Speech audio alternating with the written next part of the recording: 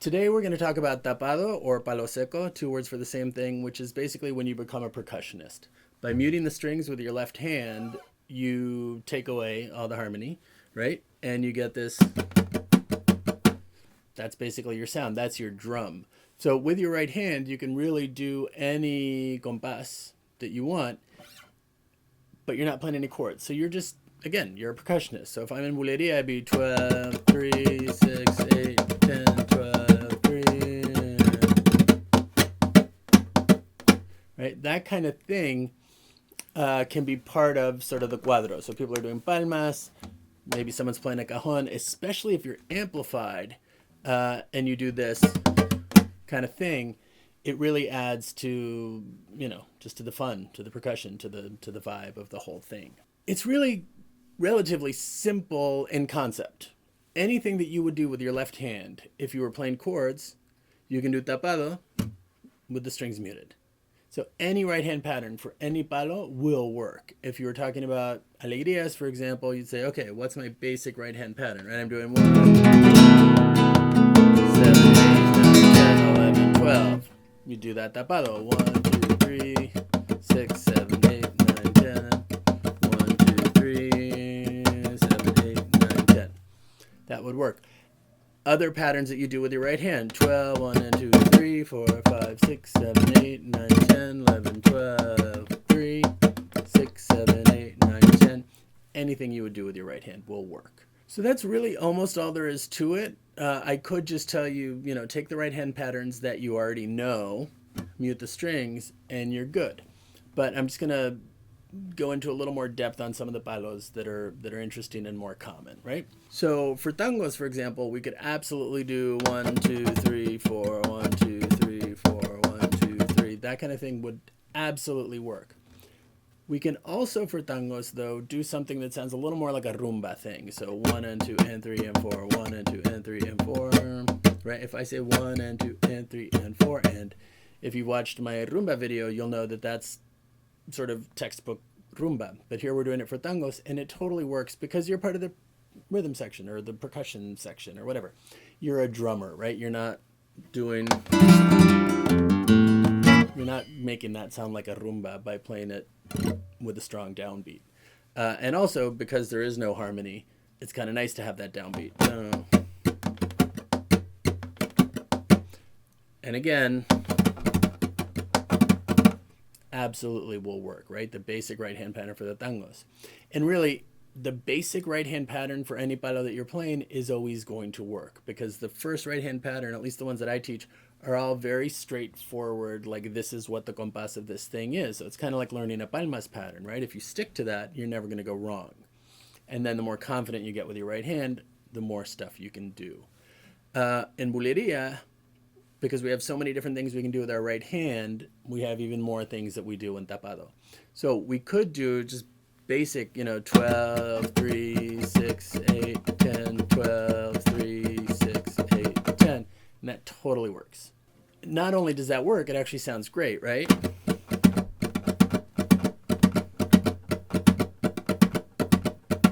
We could just do that and break it up with little cierres or remates or whatever you want to call them every now and then. So we could do 12, 3.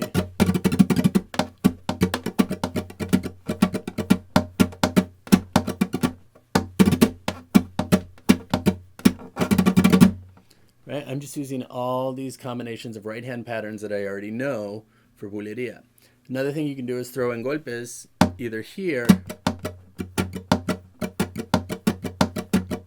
right, or these, which will be heard a little more than if you do them with harmony, because if I do them here, it gets a little more lost than if I'm doing there. You really hear it. So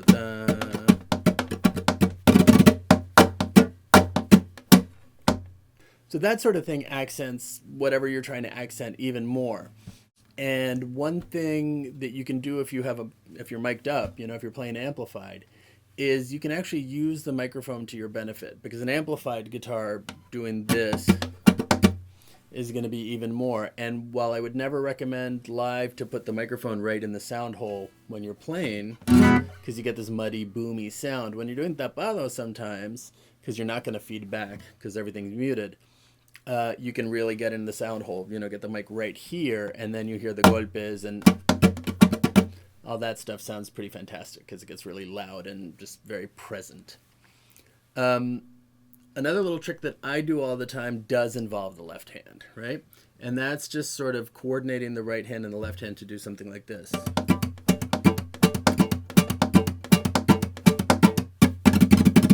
So that's really just a 3-beat little pattern, but it's kind of funky and cool. So what I'm doing here is 12 and 1 and 2, 3 and 4 and 5, right? 3-beat thing, and I'm just repeating it. And the way I'm coordinating the two hands is I'm muting with my index finger. Now, if you do it at the 5th or 7th fret or some other frets, depending on your guitar, you'll get a harmonic sound, right?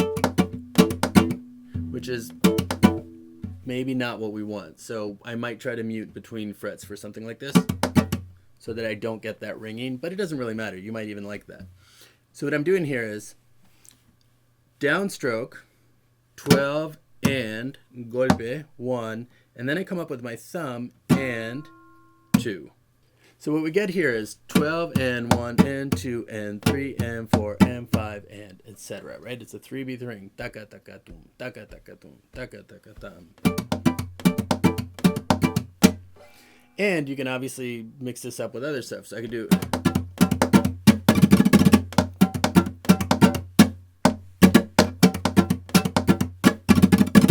right, so that's more of the 3 feel. 12, 1, 2, 3, 4, 5, 6, and then 7, 8, 9, 10, for example. Or you could do 6, 7, 8, 9, 10, something like that. But because bulería can work in all 3s or in all 2s, I can absolutely just do this.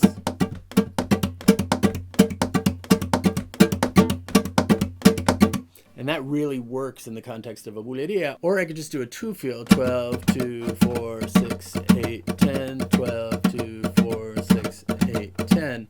And that will work in the context of a cuadro with other people doing palmas or dancing or singing or whatever else is going on. As I said, really it's just about using the right hand patterns that you already know and throwing them in with a muted left hand. One last thing we're going to look at, because it's fun, is called Nudillos, which literally is just your knuckles, right? So we'll do this a lot, that kind of thing. And this is, you're really just knocking the guitar percussively, right, in rhythm. But the tricky thing that we're doing is this. So I'm going to show you, I'm going to change the way I hold my guitar just to show you what I'm doing here. So the first knock is really just this. And then what I do is almost like a little rasgueado with my index. I knock, I flick out my index, I knock again. And it's the combination of that gives me the patterns. I think the first pattern I learned was this.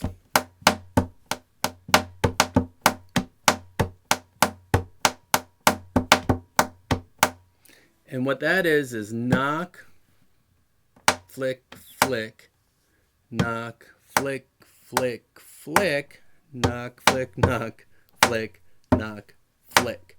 So 12, 1, 2, 3, 4, 5, 6, 7, 8, 9, 10, 11, 12.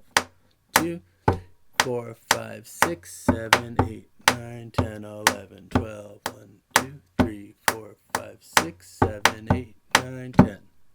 And you can use parts of that anyway, or, right, I'm doing 7, 8, 9, 10, 11, 12, 3.